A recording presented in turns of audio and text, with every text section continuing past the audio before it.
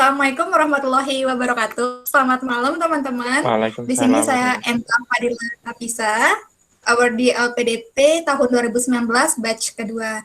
Nah, di sini ada teman-teman saya dari beasiswa dalam dan luar negeri. Boleh Kak Adin perkenalkan diri dulu? Halo semuanya, perkenalkan nama saya Asadin Briliantama. Saya awardee LPDP tahun 2019 sama seperti Enta di gelombang kedua. Saya kebetulan mengambil beasiswa dalam negeri, sekarang sedang belajar di UGM untuk Master of Science di bidang ilmu dan teknologi pangan. Kebetulan kami dan Enta bersama teman-teman yang ada di sini sama-sama berjuang mencari beasiswa pada saat di Pare, di kampung Inggris. Seperti itu. Silahkan Enta. Masih di mute. Oke, terima kasih. Next, boleh Mbak Rati. Halo semuanya, Assalamualaikum warahmatullahi wabarakatuh. Perkenalkan, nama saya Ratih. Waalaikumsalam. Saya juga sama ya, seperti Kak Adin, Enta, juga dari beasiswa LPDP 2019, batch kedua. Saat ini sedang menempuh pendidikan di Kyoto University, Jepang, jurusan Kimia Atmosfer. Cepat. Mungkin sekian perkenalan dari saya. Oke, terakhir Kak Asmi boleh? Oke, Assalamualaikum warahmatullahi wabarakatuh. Perkenalkan, nama saya Muhammad Asmi Alamsa. Teman-teman boleh memanggil saya Asmi. Di sini saya sebagai LPDP Factor 2019 ya. Tapi di sini saya posisinya sebagai awardee beasiswa Taiwan 2020. Dan saat ini saya sedang menempuh di kampus Chungyong Christian University di jurusan Industrial and System Engineering. Ya. Oke, pada keren-keren banget ya teman-teman saya di sini. Jadi ada yang dari beasiswa bidik misi, terus ada yang dari afirmasi 3T saya, terus dari prasejahtera berprestasi dan jalur reguler. Nah, di sini bisa ya kita langsung aja ke presentasi. Oke, coba saya dulu ya. Saya share screen.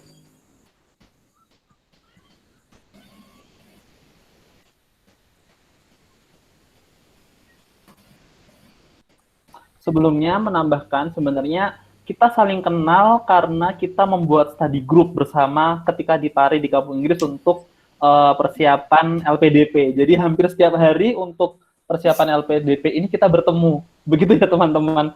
Sampai kita benar-benar belajar bagaimana cara wawancara dan kawan-kawan seperti itu. Baiklah, langsung saja untuk yang pertama ada presentasi dari Enta tentang beasiswa LPDP dari afirmasi 3T. Oke, teman-teman. Nah, dari beasiswa 3T di sini saya sebagai perwakilannya. Yang pertama menjadi awardee itu gimana sih? Teman-teman harus tahu terlebih dahulu ya, apa aja sih tahapan beasiswa LPDP.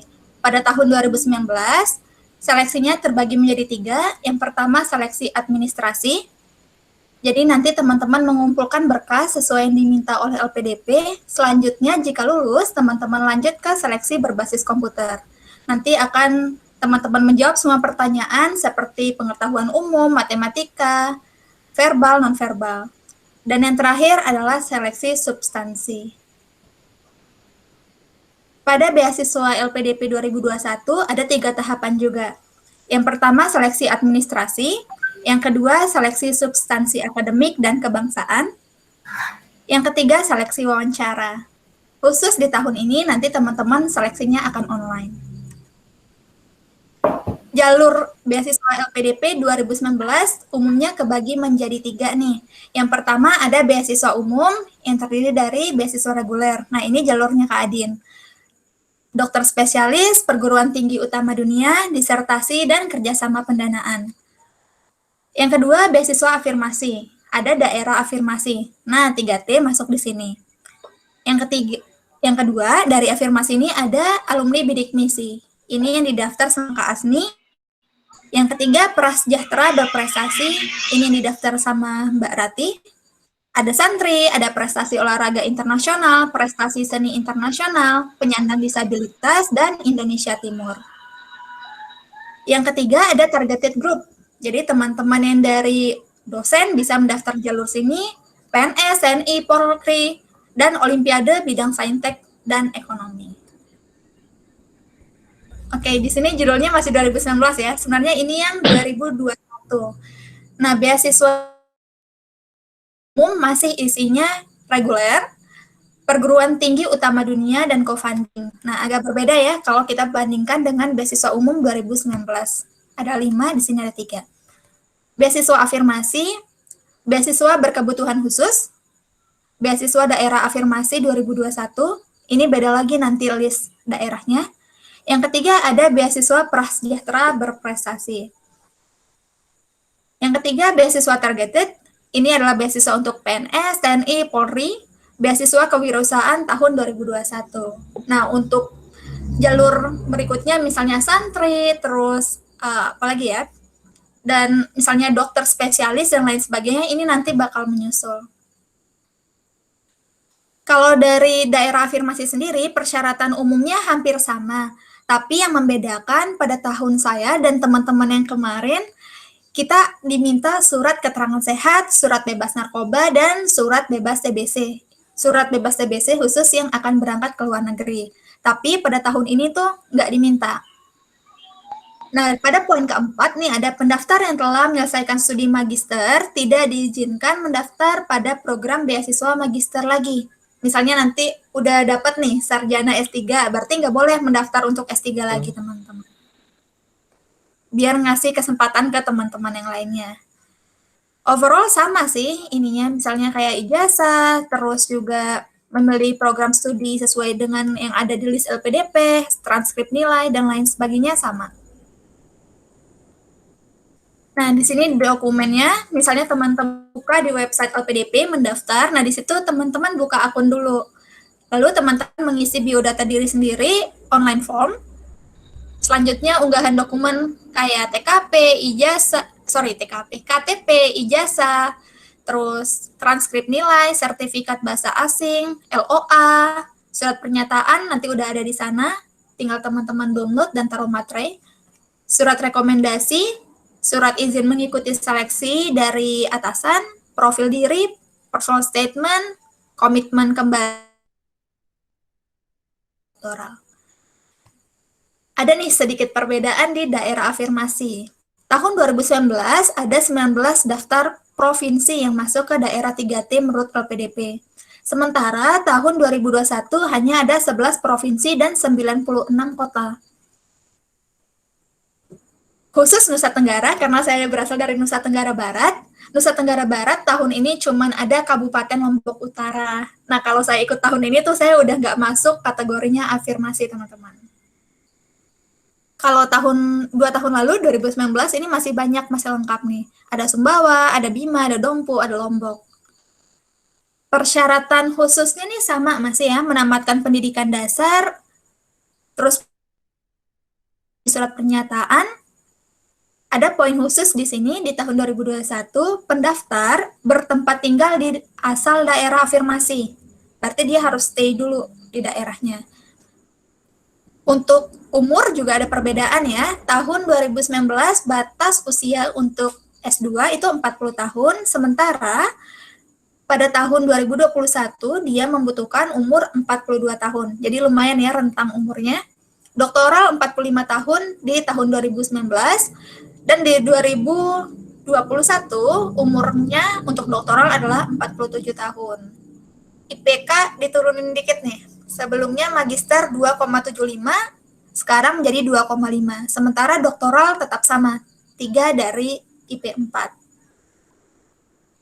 Selanjutnya, surat keterangan menunda memulai studi dari perguruan tinggi tujuan bagi pendaftar yang memiliki LOE unconditional dengan waktu mulai studi yang tidak sesuai dengan ketentuan LPDP. Karena LPDP tuh ada ketentuannya. Kita batch 2 tahun 2019 itu waktu berangkat kuliah tercepat bulan Juni atau Juli ya, kayak gitu. Nah, jadi kalau teman-teman udah punya LOE tapi pingin mendaftar atau pingin kuliah bulan Maret itu belum bisa, harus mundur dulu.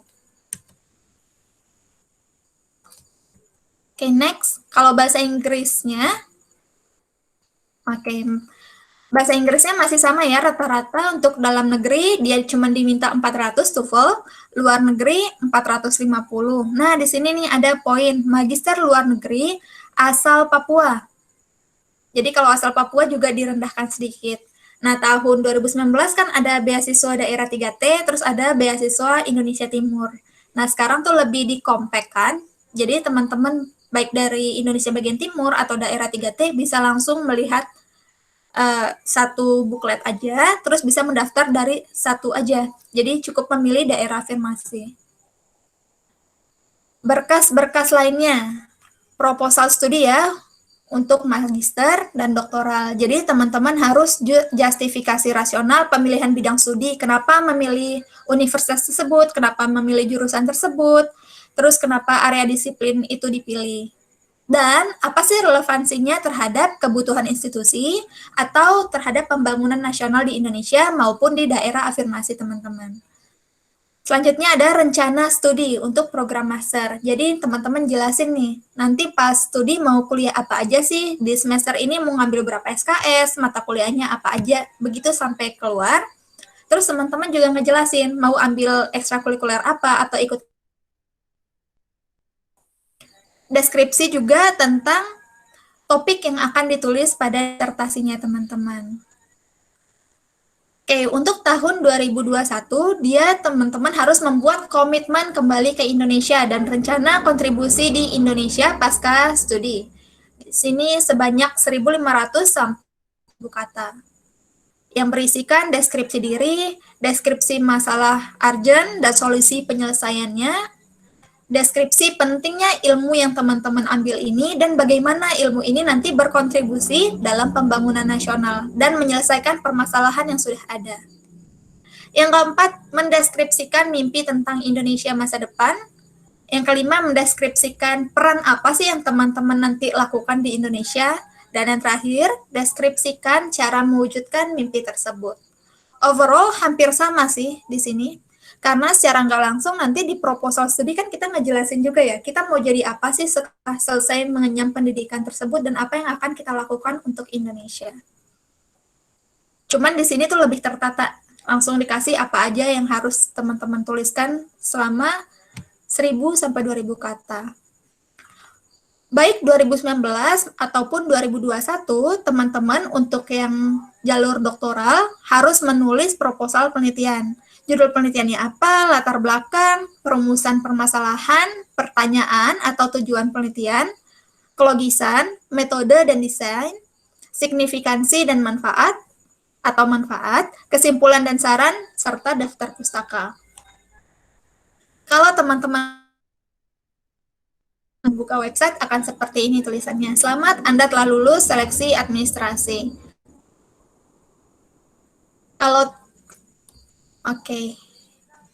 Ini tips dari saya ya. Doa, perhatikan data itu benar, soalnya banyak kasus yang saya ketahui, mereka udah bagus proposal studinya, udah bagus rencana studi, tapi ternyata pas pengisian data tuh ada yang salah. Nah, itu kan fatal banget ya, kita gagal gara-gara keteledoran. Terus mengisi data diri dan upload berkas di website secara menyicil. Ini saya tandain merah karena saya nggak lakuin. Saya langsung ngisi itu pada hari H. Jadi saya kelarnya tuh malam jam 9, sementara penutupan jam 11.59 kalau nggak salah. Jadi agak resiko sih kemarin kalau sempat teledor. Dan pilih universitas dan negara yang dituju dengan seksama. Kesalahan saya kemarin cuma milih satu univ, satu negara. Iya kan disuruh 3 ya pilihannya. Saya cuma milih Melbourne kemarin. Yang terakhir ada persiapan dengan matang. Oke, saya ngerasa kemarin pendaftaran ini tuh saya kurang matang gitu. Soalnya pembuatan proposal studi itu kurang dari seminggu.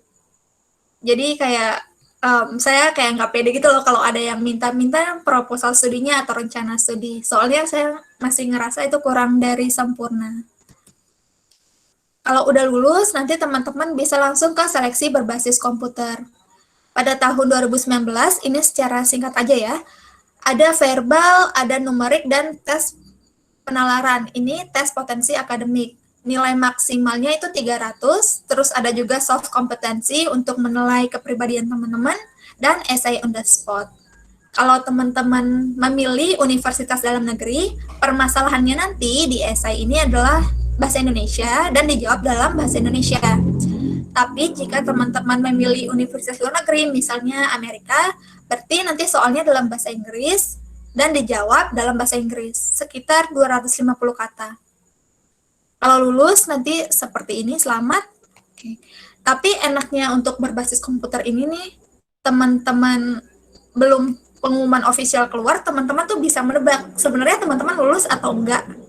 Karena saya pas langsung keluar dari ruangan, di dalam ruangan, selesai kita enter, submit, ini langsung keluar nilai kita. Terus saya lihat nilai saya 250 per 300, berarti udah aman ya untuk lolos. Apalagi kalau jalur afirmasi, dia menurut kabar sih ya, lebih rendah nilai yang diminta dibanding dengan jalur reguler. Cara saya untuk mendapatkan nilai segini nih untuk lulus, yang pertama sih pasti berdoa, berusaha, latihan soal, dan pelajari materi. Karena saya tipikalnya tuh belajar sambil diskusi, saya bersyukur banget kemarin pas di Pare punya teman-teman yang rajin belajar, jadi sambil menyerap informasi lah, sambil mendengar penjelasan dari teman-teman. Terus kenali cara belajarnya masing-masing. Saya bukan tipikal orang yang belajar dari sampai malam, enggak. Saya cukup sebentar aja pas siang, udah habis itu main lagi. Makanya saya tulis di sini study smart, not hard. Jadi tergantung cara belajar kita masing-masing sih. Terus baca isu terkini Indonesia, karena di essay on the spot nanti membahas tentang permasalahan yang ada di Indonesia. Atau misalnya teman-teman lihat berita nih, oh ada isu terkini. Terus brainstorm idea, teliti, karena pilihan ganda dan di komputer. Terus jangan kebut semalam. Substansi di wawancara 1 itu ada 3 pewawancara dari psikolog, akademisi, dan praktisi. Sementara di wawancara kedua ada nasionalisme, ada 1 orang dari BIN. Jadi teman-teman nanti bakal diuji nih ke nasionalismenya, diuji nasionalismenya. Kalau untuk wawancara 1 sih, yang pasti ya harus buka kembali proposal studi, terus berdoa, latihan, baca lagi, pasti ada yang kurang dari proposal studi tersebut. Pasti sifatnya subjektif, dan kita ngerasa apa yang kita tulis itu udah bagus, ataupun mungkin kita terlalu merasa tulisan kita jelek, makanya kita membutuhkan orang lain yang untuk membaca proposal studi saya. Nah, 3 teman di sini nih, ini beberapa orang yang kemarin membaca proposal studi saya dan rencana studi saya, dan memberikan pertanyaan. Jadi kita kemarin sempat latihan gimana cara kita menghadapi soal-soal tersebut dan bagaimana cara kita mengatasi rasa gugup.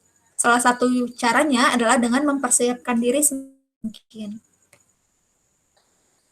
Jujur, terus kenali diri sendiri. Teman-teman pasti tahulah kekurangannya apa, kelebihannya apa. Wawancara kedua di nasionalisme, yang pasti jujur aja lah, cintai Indonesia. Kalau teman-teman gak radikal, insya Allah wawancara kedua ini gampang. Dan pelajari isu terkini. Soalnya saya kemarin juga ditanya-tanya tentang isu terkini di wawancara kedua. Oke, overall itu aja sih dari saya. Bisa dilanjutkan oleh teman-teman. Siap, Enta. Selanjutnya saya ya. Tadi Enta membahas tentang beasiswa LPDP reguler, 3T, afirmasi 3T. Saya akan membahas tentang beasiswa reguler. Kebetulan saya kemarin masuk dari beasiswa reguler LPDP dalam negeri. Sebenarnya dalam negeri maupun luar negeri hampir sama. Yang membedakan hanya untuk yang luar negeri atau dalam negeri itu yang membedakan hanya bagian TOEFL-nya saja yang membedakan. Jadi udah terlihat ya, Tak dan teman-teman. Jadi ketika nanti belajar tentang beasiswa luar negeri atau dalam negeri reguler ini, yang pasti hampir semuanya sama. Jadi reguler dalam negeri, luar negeri, ataupun afirmasi atau targeted group semuanya sebenarnya hampir sama. Yang membedakan hanya kadang-kadang di bagian TOEFL-nya saja.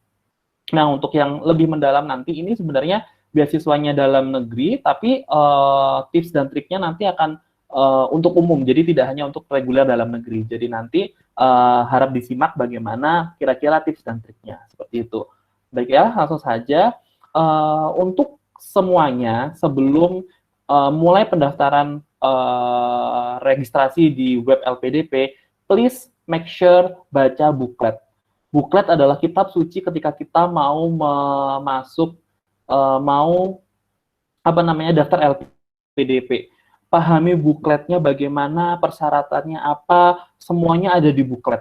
Kalaupun ada yang kurang jelas, please, kalau itu technical ya, bukan sebagai tips dan trik, kalau itu technical, tanya langsung ke CRM atau hotline yang ada di LPDP. Karena hotline LPDP sangat, fast response sekali, sangat solutif, memberikan solusi. Jadi daripada nanya-nanya simpang siur kata ini kata B dan C, langsung aja tanya CRM, itu akan lebih terpercaya. Nah, nanti di awal ini saya akan membahas lagi adalah apa sih perbedaan reguler dengan afirmasi. Kalau umpamanya reguler yang ada di booklet adalah persyaratan TOEFL dan persyaratan IPK lebih tinggi daripada afirmasi. Ini tolong diperhatikan. Artinya apa? Ketika reguler ini berarti kita harus berusaha untuk mendapatkan TOEFL lebih tinggi daripada teman-teman afirmasi. Afirmasi mendapatkan kemudahan, bukan kemudahan, artinya mendapatkan privilege yang lebih tinggi karena memang bertujuan untuk mengembangkan daerahnya masing-masing atau 3T seperti itu. Sedangkan reguler yang notabene teman-teman dianggap bisa semuanya, ini memiliki persyaratan lebih tinggi, artinya TOEFL dan IPK. Ini sesuai booklet yang pertama ini. Nah, makanya dari awal saya bilang bahwa tolong cek booklet lagi. Booklet adalah kitab suci, perlu diteliti. Yang membuat tidak lolos seleksi administrasi adalah kadang-kadang tidak teliti membaca booklet. Dan ada part-part yang akhirnya membuat administrasinya tidak lolos. Padahal seleksi administrasi adalah seleksi yang paling mudah karena hanya mengumpulkan berkas seperti itu. Yang ini yang udah fix perbedaan antara TOEFL dan IPK untuk reguler dan afirmasi. Nah, selanjutnya ini ada berita simpang siur dari teman-teman ketika tahun 2019 kemarin seleksi. Ada beberapa teman reguler yang menanyakan afirmasi dan afirmasi menanyakan reguler bahwa ternyata nilai TPA dan nilai wawancara reguler memiliki standar atau passing grade lebih tinggi daripada teman-teman afirmasi. Ini artinya apa? Berarti teman-teman reguler harus siap dan harus siap belajar lebih dan untuk TPA-nya atau substansi dan belajar lebih untuk wawancaranya.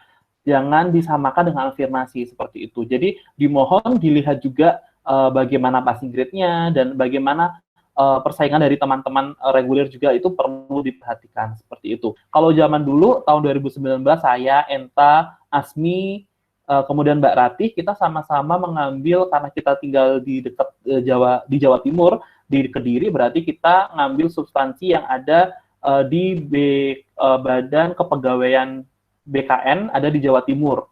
Kebetulan itu waktu itu tes potensi akademiknya berbasis komputer, berarti semua ngerjakinnya di BKN seperti itu. Nah, tapi pada tahun ini kemarin tadi pagi baru dapat konfirmasi dari Pak Dwi Larso bahwa seleksi TPA-nya akan dilangsungkan secara online seperti itu.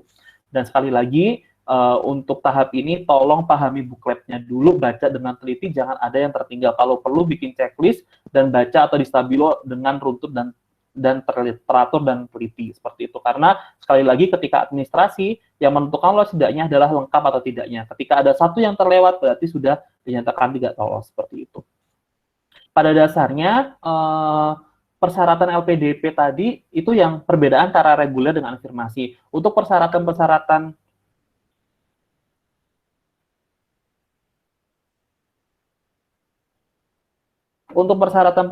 yang lain seperti tadi yang dijelasin sama Mbak Enta itu udah sama semuanya, jadi tidak akan dijelaskan lagi. Ini tadi yang saya tekankan perbedaan antara reguler dengan afirmasi seperti itu. Nah, sekarang tahun ini kalau nggak salah seperti yang dijelaskan Enta tadi bahwa tidak ada kita disuruh membuat esai. Pada tahun 2019 kita disuruh membuat 2 esai, yaitu esai tentang studi plan sama proposal studi yang tadi isinya sudah dijelaskan oleh Enta. Tetapi pada tahun ini kita tidak disyaratkan untuk menulis esai, tetapi kita menjawab dalam kolom. Yang kolomnya kalau nggak salah pertanyaannya urgensi kembali ke Indonesia atau apa seperti itu. Nah, tapi menurut saya sebelum mengisi daftar registrasi yang ada di LPDP, penting banget dan sangat penting sekali untuk yang namanya melihat urgensi diri, mengetahui urgensi diri. Kalau umpamanya ini kemarin urgensi diri ini kita tulis dalam bentuk esai, yaitu proposal studi dan studi plan, tetapi pada tahun ini tidak ada, sehingga adanya di bagian yang waktu pendaftaran itu yang ada di kolom. Nah, menurut saya ini paling penting karena kenapa? Kita kemarin mempunyai studi plan dan proposal studi untuk membimbing kita agar kita bisa menjawab pertanyaan-pertanyaan ketika wawancara dengan baik dan benar. Artinya kita bisa review lagi apakah jawaban kita benar atau enggak itu dengan cara melihat proposal studi dan studi plan. Artinya kita membuat dulu seperti itu. Sedangkan pada tahun ini tidak. Nah, takutnya pada tahun ini tuh teman-teman malah terjatuh di bagian wawancara karena akan berbelit ketika tidak menjawab pertanyaan-pertanyaan ini. Berbelit dan akhirnya jawaban yang sudah ada itu akhirnya malah menjatuhkan teman-teman. Nah, pertanyaan-pertanyaan urgensi apa sih yang biasanya harus dijawab sebelum melakukan registrasi itu ini adalah pertanyaan-pertanyaan yang mungkin saya rangkum dan ini penting untuk teman-teman ketahui apa saja sih pertanyaannya gitu. Yang pertama adalah apa sih urgensinya? Mengapa lanjut kuliah? Itu yang pertama. Dari dalam diri coba ditanya, mengapa lanjut kuliah? Kenapa sih? Apa sih pentingnya dengan lanjut kuliah? Kemudian yang kedua, apabila teman-teman lanjut kuliah, kira-kira masalah apa sih yang dapat teman-teman selesaikan dalam lingkungan teman-teman gitu? Apakah ada permasalahan negara? Bukan permasalahan negara, permasalahannya ada lingkungan teman-teman bisa terselesaikan apabila teman-teman lanjut kuliah. Itu yang kedua.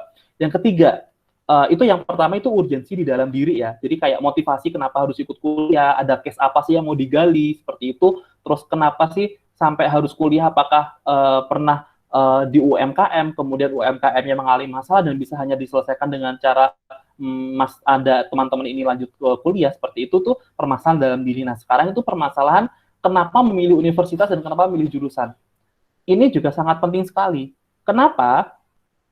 Karena rata-rata kalau ditanya kenapa milih universitas A, jawabannya iya karena A itu universitas terbaik di negara ini karena urutan rankingnya bla bla bla bla. Itu pertanyaan itu adalah jawaban yang paling umum, tidak seperti itu yang diminta. Tapi kenapa artinya itu lebih spesifik.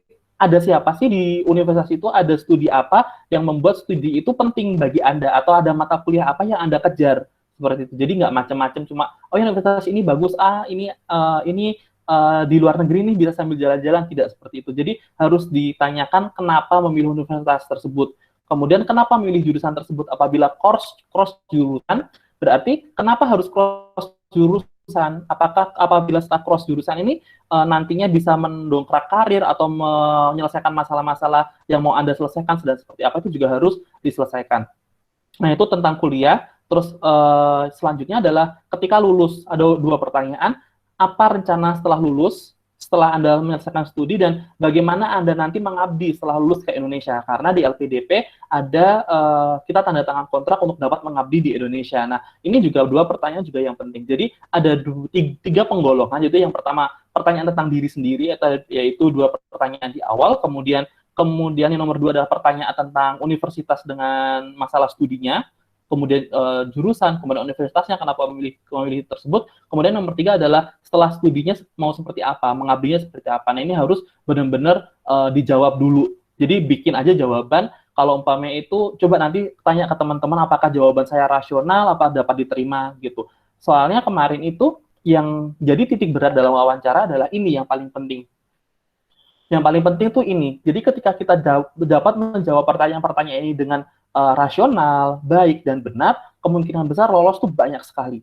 Seperti itu. Apabila tetapi ketika menjawab pertanyaan-pertanyaan ini aja masih bingung, urgensinya kurang, dan sebagainya, jadi ya malah akhirnya malah membuat ambiguitas gitu, dan akhirnya malah merugikan teman-teman. Jadi inilah ini penting kalau menurut saya sebelum melakukan pendaftaran LPDP. Jadi ini dulu dilengkapi, kemudian baru ngisi di webnya LPDP seperti itu. Dan yang terakhir ini adalah persiapkan dirinya. Persiapkan diri artinya seperti apa? Kalau memang TOEFL-nya kurang, ya belajar TOEFL. Kalau TPA-nya kurang, ya belajar TPA seperti itu. Sekali lagi, TOEFL adalah syarat untuk administrasi, tapi kalau TPA itu adalah syarat untuk ujian substansi. Jadi semuanya sama-sama penting, sebaiknya dipelajari dengan baik dan benar. Kemarin, pengalaman kemarin dari kami, saya, Enta, dan teman-teman yang ada di sini, kita membuat study group. Artinya study group bagaimana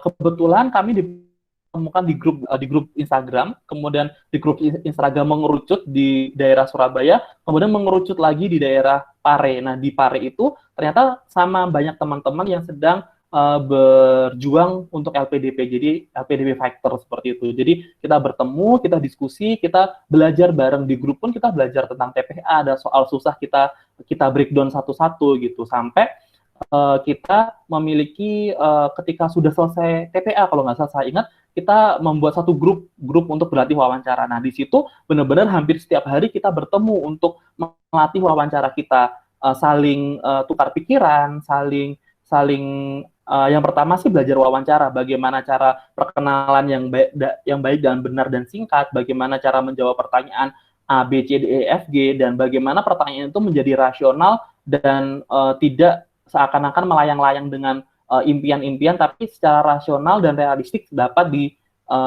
diterapkan seperti itu. Nah, itu kita saling belajar dan saling mengoreksi. Selain itu juga dengan adanya study group ini, kami berempat ini, Enta, kemudian Asmi dan Mbak Rati, kita belajar tentang adanya isu-isu politik, ada tentang gerakan hak asasi manusia, kemudian BPJS kenapa iurannya naik, ya gitu, kita saling belajar. Jadi kita bagi-bagi topik, kemudian kita saling bercerita, dari segi BPJS tuh ada masalah ini loh, oh dari segi politik tuh ada masalah ini, oh dari masalah hukum internasional tuh ada ini. Jadi kita saling bercerita, jadi pengetahuan kita tentang negara, tentang wawasan kebangsaan, tentang nasionalisme tuh saling melengkapi. Jadi itulah enaknya kalau kita punya teman visi semisi, visinya sama, kemudian emang goals-nya sama, jadi saling bisa bertukar pikiran. Seperti itu kira-kira teman-teman dari saya sharing sessionnya tentang beasiswa reguler, khususnya beasiswa reguler, tapi lebih umumnya untuk teman-teman semuanya. Seperti itu.